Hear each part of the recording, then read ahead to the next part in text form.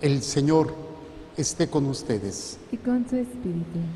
Proclamación de la buena nueva de nuestro Señor Jesucristo, según San Lucas. Gloria a ti, Señor. En aquel tiempo Jesús reunió a los 12 y les dio poder y autoridad para expulsar toda clase de demonios y para curar enfermedades. Luego los envió a predicar el reino de Dios y a curar a los enfermos. Y les dijo: no lleven nada para el camino, ni bastón, ni morral, ni comida, ni dinero, ni 2 túnicas. Quédense en la casa donde se alojen, hasta que se vayan de aquel sitio. Y si en algún pueblo no los reciben, salgan de allí y sacúdanse el polvo de los pies en señal de acusación. Ellos se pusieron en camino y fueron de pueblo en pueblo predicando el Evangelio y curando en todas partes. Palabra del Señor. Gloria a ti, Señor Jesús. Por la lectura del Santo Evangelio, sean perdonados nuestros pecados. Amén. A ver, sentados brevemente. El planteamiento es muy simple. No podemos obligar a nadie a que se salve. No podemos obligar ni forzar a nadie que acepte la fe.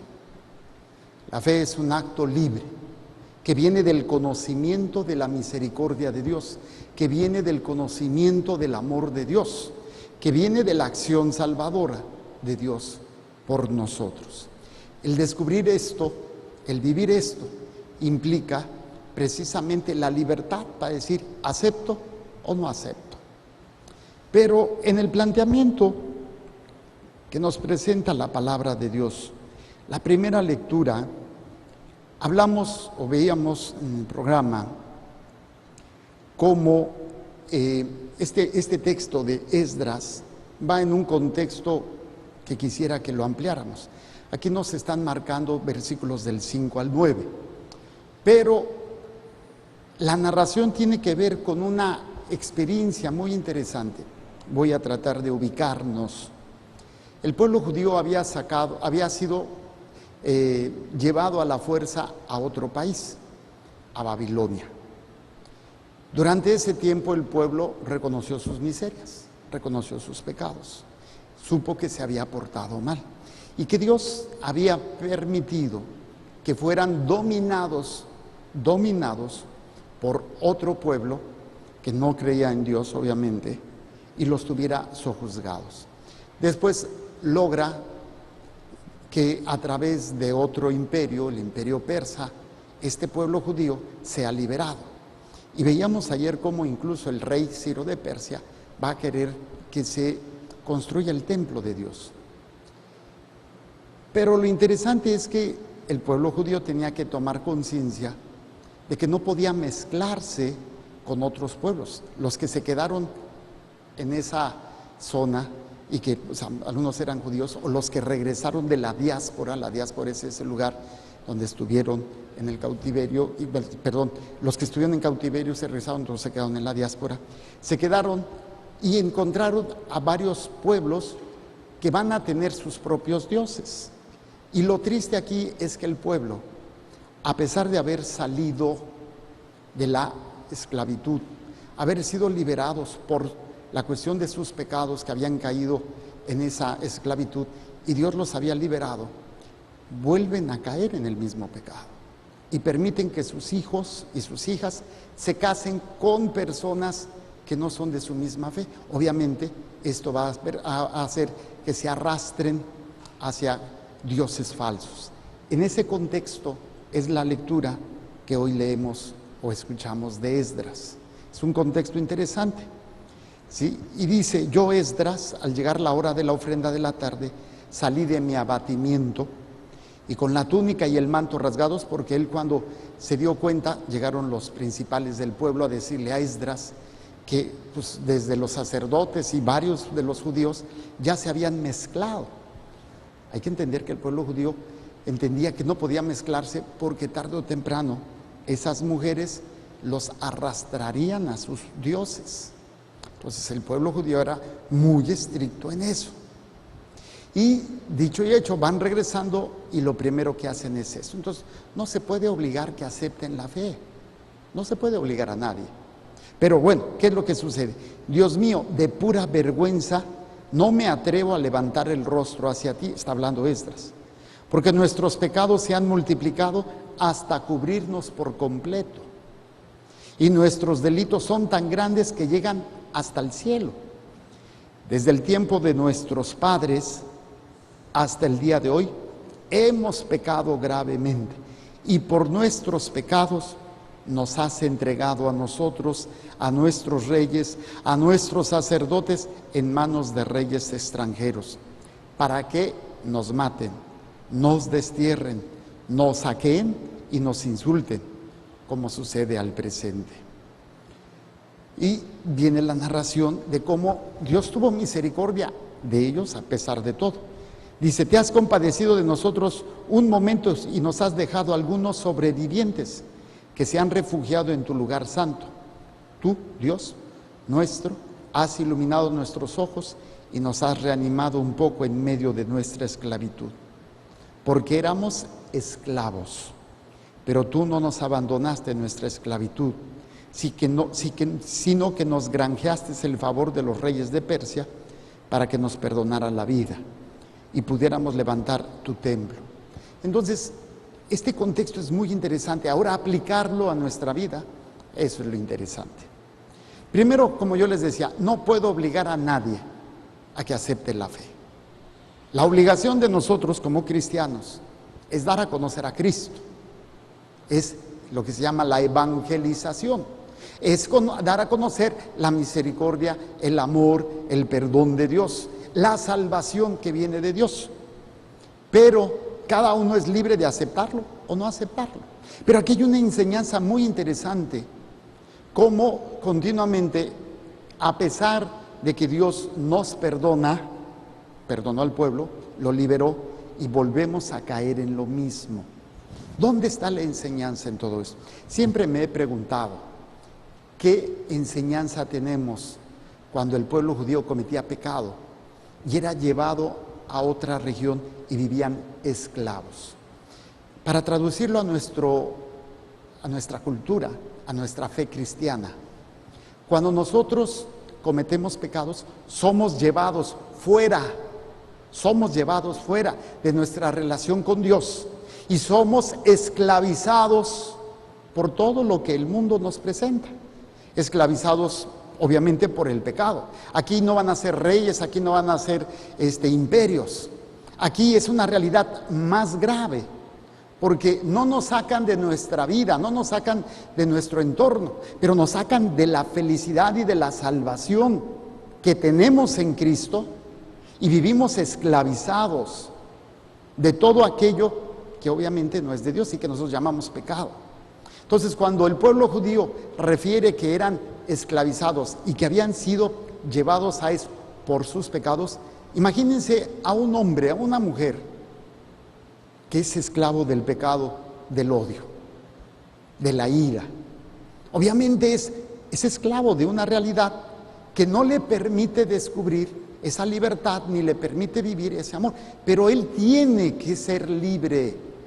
Él tiene que decidir si quiere estar esclavo o aceptar la liberación, aceptar el perdón, aceptar la misericordia de Dios y darse esa oportunidad. Muchas veces el mismo pecador se queda atorado porque no, pues es que ya son los mismos y siempre lo mismo. Y uno se desanima, uno deja de luchar, uno hasta se desilusiona de sí mismo. Dices, no, ¿para qué? Si me levanto y luego vuelvo a caer. ¿Qué es lo que pasó con el pueblo judío? Exactamente lo mismo. El pueblo judío acababa de salir de la esclavitud y reconociendo que habían sido metidos en esa situación de esclavitud por los pecados, regresan a su tierra y vuelve la burra al trigo, vuelven a lo mismo. Pero eso es lo interesante. O sea, aquí nosotros, como cristianos, también somos llevados a realidades de estos tiranos. Se llama el tirano Satanás, se llama el tirano la carne, se llama el tirano el mundo, que nos lleva precisamente a perder esa libertad. Entonces la enseñanza para nosotros es: no puedo forzar a nadie, pero sí puedo ser yo quien decida, pero necesito luchar, porque a donde vayamos el pecado va a estar esperando.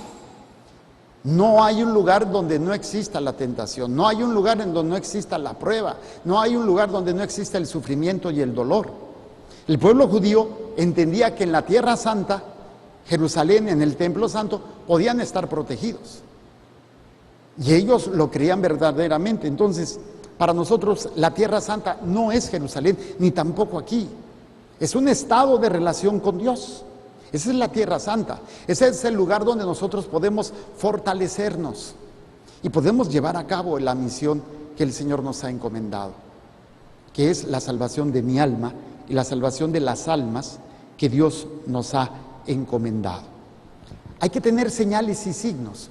Otro aspecto interesante del pecado es la enfermedad. El pueblo judío entendía que los enfermos era porque eran pecadores. Dios los estaba castigando. Ahora sabemos que sí es cierto. El pecado puede generar la enfermedad en las personas, tanto enfermedad mental, enfermedad física, enfermedad social y enfermedad espiritual. ¿Sí? Y pues hemos descubierto cuántas enfermedades físicas vienen por el pecado. Entonces, en el Evangelio nos presenta una acción muy interesante. Jesús manda a sus discípulos a evangelizar, o sea, a invitar, a que unos quieran y los que no quieren no se les puede obligar. Pero podemos hacer señales o gestos para ayudarles a entender. A mí me llama mucho la atención cuando Jesús les dice: no vayan, vayan, pero no lleven nada para el camino, ni bastón, ni morral, ni comida, ni dinero, ni 2 túnicas. Quédense en la casa donde se alojen hasta que se vayan de aquel sitio. Y aquí viene la señal interesante. Y si en algún pueblo no los reciben, salgan de ahí y sacúdanse el polvo de los pies en señal de acusación. Es una señal, no es una condenación. Muchas veces quisiéramos que las personas cambiaran, quisiéramos ver los resultados de nuestro esfuerzo, pero no nos damos cuenta que esa señal, por ejemplo, que los discípulos hacían de sacudirse la tierra, la gente llegaba a verlo. Y a lo mejor ellos no iban a cosechar, pero estaban depositando una semilla, algo que en el futuro pudiera transformar el corazón de esas personas. A lo mejor otro va a fertilizar y el otro va a cosechar. Lo importante es no desanimarnos, mantenernos firmes. Hay que hacer gestos externos de lo que hay en nuestro corazón y del rechazo abierto a todo aquello que no es de Dios. Obviamente esto pues va a generar ciertos conflictos. Ahorita estoy pidiendo por una familia en Argentina. Esta familia tiene 5 hijos y va para el 6º. Y están haciendo el homeschooling. El homeschooling es educar a los hijos en casa, en todos los sentidos, también académicamente. Y ellos habían encontrado un trabajo muy bueno, pero les fallaron y entonces pues tenían la casa que le pertenecía a la mamá y pues ella se las había dado, pero pues querían regresar. Pero la mamá les dice: solamente se las doy si ustedes dejan de hacer esa tontería del homeschooling. Y se comunicaron conmigo. Ellos tienen su director espiritual allá, pero para preguntar mi opinión. Yo les dije: si ustedes ceden ahorita con sus padres, porque toda la familia, están los hermanos, están los padres, tanto de él como de ella, obligándolos a que tienen que meter a los hijos a la escuela, cuando está comprobado el daño que se está haciendo en las escuelas, ahora con estas reformas educativas de la ideología del género y de la homosexualidad y de enseñarles que pueden tener el control, el gobierno decidir si los hijos quieren abortar y los padres no meter las manos. Entonces en todos los países está pasando eso y esta familia se está manteniendo firme. Entonces yo les dije: sacúdanse los pies en señal de que, y probablemente se queden en la calle. Le digo, mantenerse firme en las cosas de Dios no es fácil. Y sobre todo cuando les dije: la inversión que ustedes están haciendo en sus hijos es esa semilla que tarde o temprano va a dar fruto. Pero hay que mantenerse firme, no hay que dar vuelta atrás. O sea, la familia, como no entiende lo que es el homeschooling, lo están atacando, lo están así. Imagínense que una mamá le niegue la entrada a su hijo, a su hija y a sus nietos, porque la mamá quiere imponerse de que dejen de hacer eso. Claro, ellos creen que están haciendo lo correcto, pero es un ejemplo nada más de cuando el ser testigo del amor de Dios, del poder de Dios, pues implica un sacrificio, implica renuncia, implica dolor. Y más cuando uno procura que los hijos no sean esclavizados. O sea, se les dan las bases, se les dan los principios. Ya si los hijos, como el pueblo judío, después de todo eso, quieren, pero ya es decisión de ellos. Pero la obligación es la evangelización.